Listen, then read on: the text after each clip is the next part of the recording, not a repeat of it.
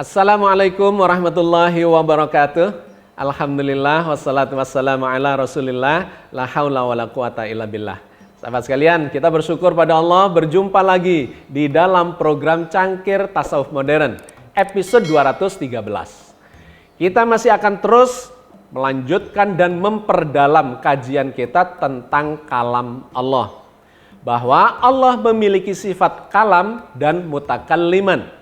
Apa itu sifat kalam? Sifat kalam adalah sifat maha berbicara. Allah adalah Tuhan yang maha berbicara. Sedangkan mutakalliman adalah senantiasa menyampaikan pembicaraan itu, kalam itu, atau jamaknya kalimat-kalimat Allah itu kepada makhluknya. Kita sudah membahas dalam sekian episode itu bahwa kalam Allah itu bisa mewujud dalam dua bentukan besar. Yang pertama adalah yang bersifat kalam qauliyah dalam bentuk firman yang diturunkan sebagai sistem informasi, kemudian memunculkan teks, redaksi, dan kemudian menjadi kitab suci di antaranya. Itu adalah kalam Allah, kalimat Allah yang mewujud secara qauliyah. Tetapi yang kedua, kita juga sudah membahas bahwa kalam Allah itu, kalimat Allah itu juga mewujud menjadi segala ciptaannya melalui kalimat kun. Maka terciptalah seluruh makhluk yang ada di alam semesta ini dengan segala yang menjadi isinya, bahkan peristiwa-peristiwa yang terjadi di dalamnya. Nah, Allah itu menyampaikan kalam-kalamnya itu atau kalimatnya itu kepada seluruh makhluknya dengan menggunakan bahasa masing-masing makhluknya. Tentu saja bahwa Allah itu bahasanya adalah universal. Segala yang ada di dalam makhluknya itu adalah menjadi perwujudan bahasa Allah secara universal. Tetapi ketika Allah berbicara dengan masing-masing makhluk secara spesifik, maka Allah menyampaikan wahyunya sesuai dengan bahasa masing-masing makhluknya itu. Makhluknya itu bisa berupa malaikat, maka dengan bahasa malaikat. Dengan jin dan iblis menggunakan bahasa jin. Dengan manusia dengan segala macam bahasa dan budayanya, tentu dengan bahasa manusia itu masing-masing sesuai dengan bahasa yang digunakan. Bahasa ibu yang digunakan sehari-harinya. Kepada binatang, kepada tumbuhan juga menggunakan bahasa mereka masing-masing. Termasuk kepada jagat raya. Bahasa Allah kepada alam semesta dalam bentuk sunatullah, aturan yang mengendalikan berjalannya seluruh jagat raya ini. Maka di dalam Al-Quran Allah banyak menggambarkan bahwa Allah mewahyukan kepada segala macam makhluknya. Sebaliknya makhluk itu kemudian berinteraksi dengan Allah dengan bahasanya masing-masing. Digambarkan dalam surat Al-Isra ayat 43-44 bahwa seluruh makhluk ini di dalam jagat raya ini bertasbih memuji kepada Allah dengan masing-masing cara tasbihnya dengan bahasa mereka masing-masing. Berikut ini ayatnya. Subhanahu wa ta'ala amma yakuluna uluwan kabira. Maha suci dan maha tinggi Dia dari apa yang mereka katakan dengan ketinggian yang sebesar-besarnya. Tusabbihu lahus samawati sab'u wal ardu wa man fihin wa in min syai'in illa yusabbihu bihamdihi walakin la tafqahuna tasbihahum innahu kana haliman ghafura. Langit yang 7, bumi dan semua yang ada di dalamnya bertasbih kepada Allah, dan tidak ada sesuatu pun melainkan bertasbih dengan memujinya. Tetapi kamu sekalian tidak mengerti tasbih mereka. Sesungguhnya Dia adalah Maha Penyantun lagi Maha Pengampun. Setidak-tidaknya ada 2 informasi penting di dalam ayat ini. Yang pertama, menginformasikan bahwa seluruh makhluk Allah itu senantiasa bertasbih, mengagungkan Allah, memujinya, memahahebatkan Allah sebagai Tuhan yang menciptakan dan mengendalikan seluruh jagat raya dengan segala isinya. Dan yang kedua yang menarik, kemudian digambarkan bahwa kalian manusia ini tidak mengerti tasbih mereka itu. Mereka sendirilah yang mengerti tasbihnya, tasbih masing-masing dengan bahasa yang mereka gunakan itu. Boleh manusia mempelajari bagaimana bahasa setiap makhluk itu, tetapi pada kenyataannya sedikit sekali yang kita bisa mengerti bahwa mereka itu menggunakan bahasa, khususnya interaksi kepada Allah dengan cara dan bahasa masing-masing. Terkait dengan risalah yang disampaikan sesuai bahasa kaumnya itu, memang bukan hanya dari Allah kepada malaikat, malaikat kepada manusia atau nabi dan rasul. Bahkan dilanjutkan oleh Al-Quran, dari rasul kepada umatnya juga menggunakan bahasa masing-masing. Jadi ini menunjukkan kesinambungan ya, benang merah antara kalam Allah yang diwahyukan melalui utusan malaikat Jibril, kemudian disampaikan ke nabi dan rasul, semuanya itu adalah dalam bahasa kaumnya. Nah, Allah berfirman terkait dengan itu dalam surat Ibrahim ayat 4, bahwa risalah disampaikan itu memang dengan menggunakan bahasa kaum dari nabi dan rasul itu. Wa ma arsalna mir rasulin illa bilisani qaumihi liyubayyina lahum fayudillullahu may yasha'u wa yahdi may yasha' wa huwal azizul hakim. Kami tidak mengutus seorang rasul pun melainkan dengan bahasa kaumnya, supaya ia dapat memberi penjelasan dengan terang kepada mereka. Maka Allah menyesatkan siapa yang Dia kehendaki dan memberi petunjuk kepada siapa yang Dia kehendaki. Dan Dialah Tuhan yang Maha Kuasa lagi Maha Bijaksana. Sehingga sesama nabi dan rasul di dalam Islam pun Allah menurunkan kitab suci kepada Nabi Musa misalnya, kepada Nabi Isa, dan kepada Nabi Muhammad itu menggunakan bahasa yang berbeda. Pada zaman Nabi Musa, Taurat menggunakan bahasa Ibrani.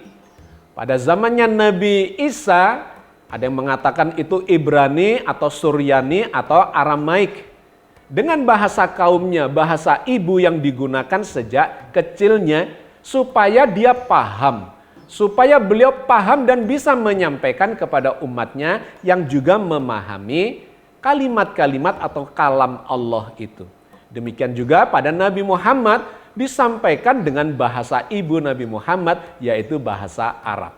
Di ayat yang berbeda, surat yang berbeda, Allah menceritakan tentang kalam Allah dalam bentuk jamak. Kalimat-kalimat Allah yang kemudian dituangkan, diwujudkan menjadi seluruh jagat raya ini. Digambarkan, kalau kita mau menuliskan kalimat-kalimat Allah di jagat raya ini, maka niscaya tidak ada habis-habisnya. Allah berfirman di dalam surat Luqman ayat 26 dan 27. Lillahi ma fis samawati wal ard, innallaha huwal ghaniyul hamid.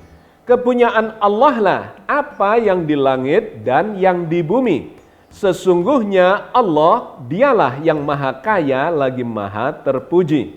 Walau annama fil ardi min syajaratin aklamu wal bahru yamudduhu min ba'dihi sab'atu abhurim ma nafidat kalimatullah innallaha azizun hakim. Dan seandainya pohon-pohon di bumi menjadi pena dan laut menjadi tinta, ditambahkan kepadanya 7 laut lagi sesudah keringnya, niscaya tidak akan habis-habisnya dituliskan kalimat Allah. Sesungguhnya Allah Maha Perkasa lagi Maha Bijaksana. Jadi sedemikian banyak ayat-ayat yang menggambarkan sifat kalam dan mutakalliman itu. Allah menyampaikan kalamnya, kalimat-kalimatnya dalam bentuk kauliyah maupun ciptaan yaitu kauniyah. Nah, sedangkan kepada manusia Allah menggambarkan bahwa tidak mungkin manusia berbicara dengan Allah kecuali melalui 3 mekanisme. Yang pertama adalah langsung diwahyukan ke dalam jiwanya, yang kedua dilakukan dengan dibalik tabir, dan yang ketiga dengan melalui utusan. Allah berfirman di dalam surat Asy-Syura ayat 51. Wa ma kana li basyarin ay yukallimullahu illa wahyan aw min wara'i hijabin aw yursila rasulan fayuhyiya bi idnihi ma yasha innahu aliyyun hakim. Dan tidak mungkin bagi seorang manusia pun bahwa Allah berkata-kata dengan dia kecuali dengan perantaraan wahyu atau di balik tabir atau dengan mengutus seorang utusan. Lalu diwahyukan kepadanya dengan seizinnya apa yang dia kehendaki. Sesungguhnya dia maha tinggi lagi maha bijaksana. Nah, dari ayat ini kemudian muncullah sebuah pertanyaan di dalam forum kita. Sesungguhnya yang berbicara dengan nabi, dengan rasul, dengan manusia di balik tabir itu malaikat ataukah Allah? Nah, hari ini kita jadikan kajian kita untuk memperkaya dan memperdalam pemahaman kita sambil mengambil sejumlah ayat yang lainnya untuk memperjelas dan mengklarifikasi ambiguitas yang masih muncul melalui pertanyaan itu. Untuk memahami itu, kita mesti memahami terlebih dahulu apa yang disebut sebagai tabir atau hijab itu. Tabir adalah sesuatu yang menutupi antara pihak yang satu dengan pihak yang lain, bisa saja dalam bentuk pakaian atau dalam bentuk kain, dalam bentuk papan atau dinding. Pokoknya sesuatu yang menutupi sehingga antara pihak satu dengan pihak yang lain itu tidak berada dalam satu ruangan yang sama. Nah, masalahnya kemudian tabir atau hijab ini di dalam Al-Quran dijelaskan dalam sejumlah ayat memang tidak selalu bersifat benda, bersifat material, melainkan bisa juga bersifat non-material. Ada hijab yang menutupi seseorang terhadap orang yang lain, tetapi hijab itu tidak kelihatan mata. Mari kita lihat sejumlah ayat yang menceritakan tentang hijab itu, baik yang bersifat bendawi, material, maupun yang tidak kelihatan oleh mata, alias bersifat dimensi atau bersifat energial. Yang dipertanyakan oleh kawan kita adalah yang berbicara di balik tabir itu malaikat ataukah Allah? Memang di dalam Al-Quran kita bisa menemukan sejumlah pemahaman bahwa antara malaikat dengan manusia itu memang memiliki perbedaan dimensi. Malaikat itu ketika diutus Allah itu bisa muncul dalam wujud yang berbeda-beda. Di antaranya bisa muncul dalam bentuk manusia atau kadang-kadang muncul dalam bentuk yang aslinya. Itu digambarkan dalam sejumlah ayat. Misalnya di dalam surat Maryam ayat 17 ketika malaikat Jibril diutus oleh Allah untuk menemui Siti Maryam. Fattahadat min dunihim hijaba fa arsalna ilaiha ruhana fatamassala laha basyaron sawiyah. Maka ia, Maryam, mengadakan tabir yang melindunginya dari mereka, orang-orang di sekitarnya. Lalu kami mengutus roh kami kepadanya, yaitu malaikat Jibril. Maka ia menjelma di hadapannya dalam bentuk manusia yang sempurna. Ayat ini memberikan gambaran bahwa malaikat Jibril itu sesungguhnya adalah makhluk dari dimensi tinggi. Salah satu julukannya adalah Ar-Ruh, Ruhul Amin, Ruhul Kudus. Dia ini adalah makhluk yang berdimensi tinggi. Tetapi ketika diutus Allah, Malaikat Jibril ini diantaranya kemudian mewujud sebagai manusia yang sempurna, kata ayat ini, berhadapan dengan Maryam. Meskipun Maryam telah memberikan atau meletakkan hijab antara dirinya dengan orang-orang di sekitarnya, tetapi terhadap malaikat Jibril ini dia bisa melihat dalam bentuk manusia yang sempurna. Yang demikian ini juga terjadi pada nabi yang lain, di mana Nabi Ibrahim itu mendapatkan tamu, yaitu para malaikat yang diutus Allah kepada Nabi Ibrahim untuk menyampaikan berita. Di antaranya adalah berita bahwa Nabi Ibrahim akan memiliki putra yang kedua. Nah, ini diutus kemudian mewujud dalam bentuk manusia. Digambarkan oleh Allah dalam surat Hud ayat 69. Walaqad ja'at rusuluna Ibrahima bil busyra qalu salama qala salamun fama labisa an ja'a bi ijlin hanith. Dan sesungguhnya utusan-utusan kami, yaitu malaikat-malaikat, telah datang kepada Ibrahim dengan membawa kabar gembira.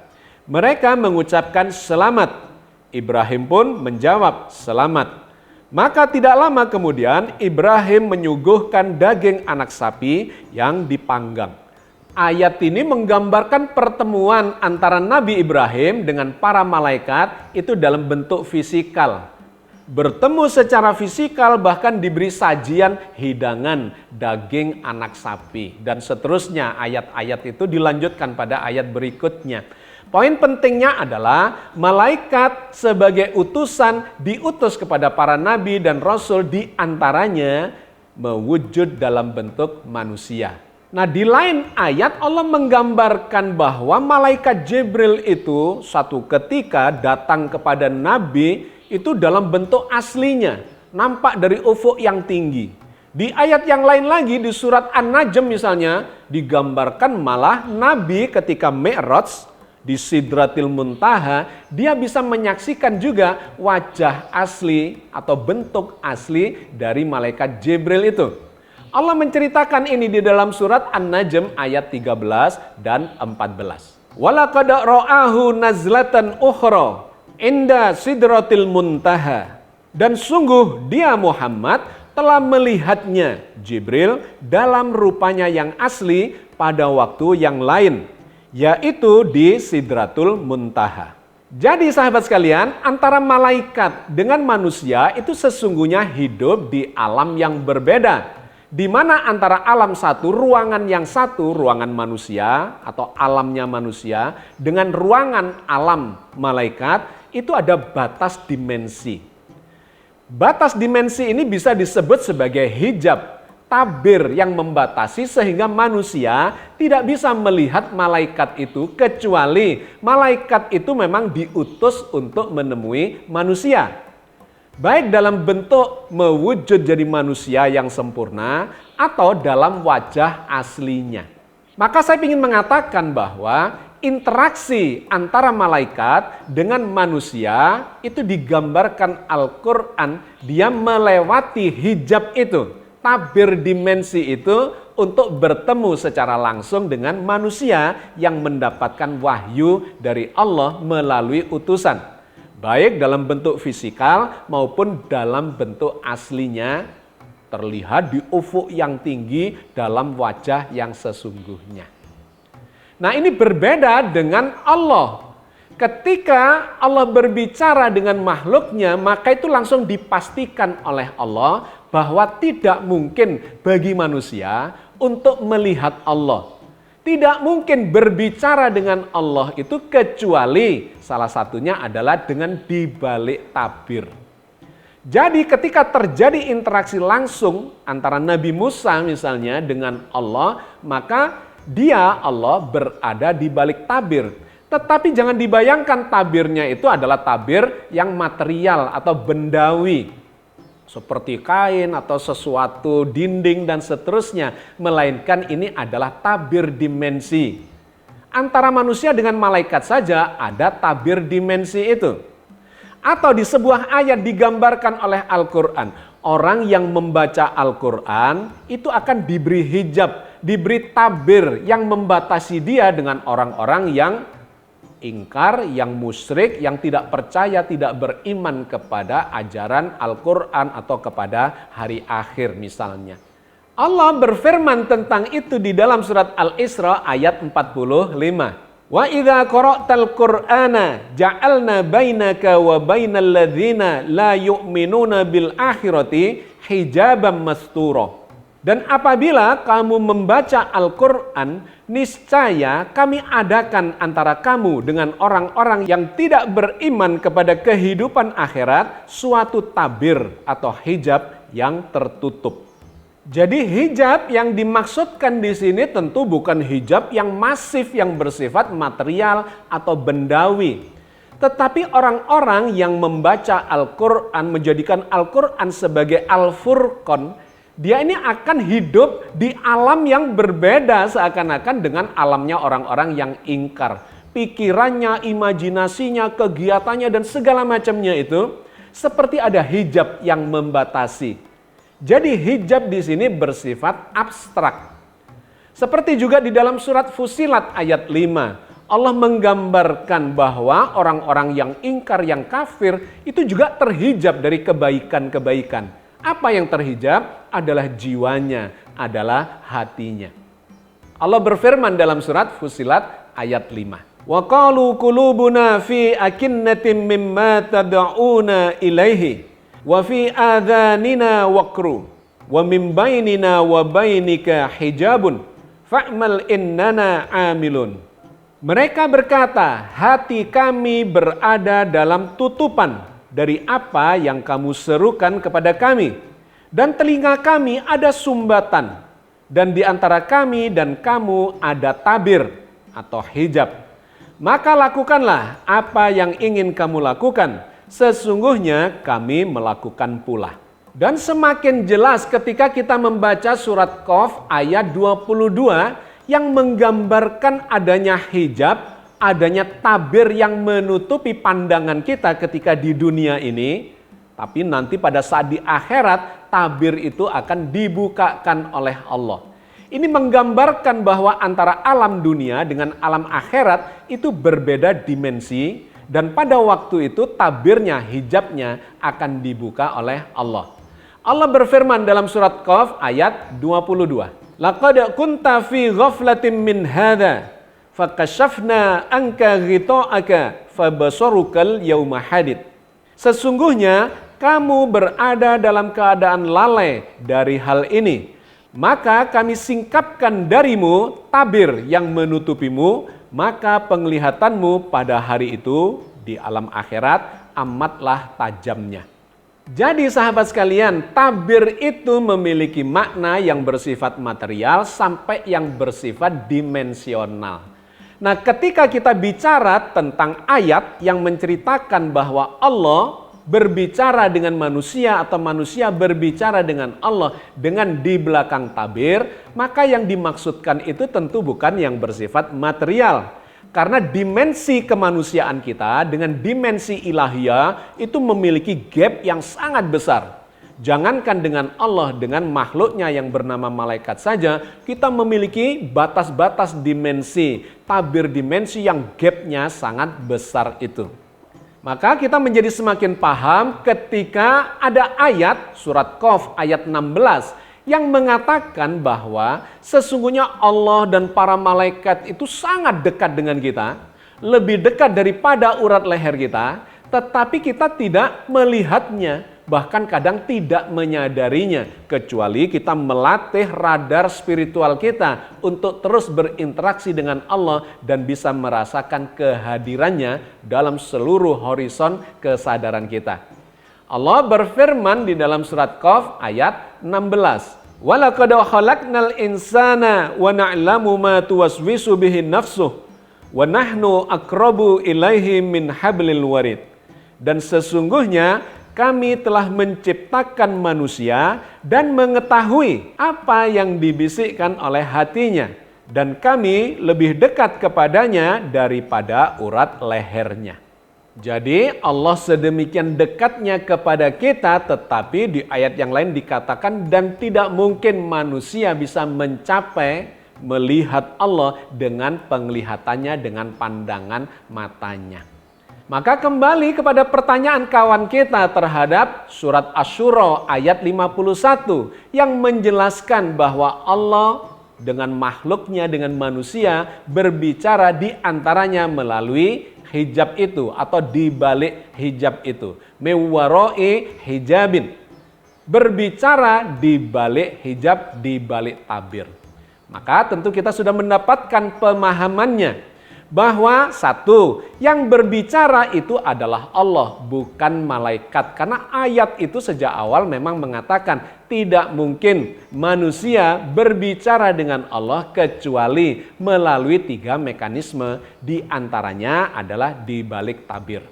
Dan yang kedua, tabir yang dimaksudkan tentu bukan tabir yang bersifat kebendaan material, melainkan adalah tabir dimensi yang menggambarkan betapa besarnya gap antara eksistensi manusia dengan eksistensi ilahiyah itu. Sehingga tidak mungkin manusia bisa berbicara, berinteraksi dengan Allah secara langsung kecuali melewati atau dibatasi oleh tabir dimensi itu. Oke sahabat sekalian, saya kira kita cukupkan kajian kita sampai di sini. Mudah-mudahan ini menjawab pertanyaan yang disampaikan oleh kawan kita di dalam forum dan memberikan tambahan penjelasan, pendalaman terhadap materi yang sedang kita kaji ini.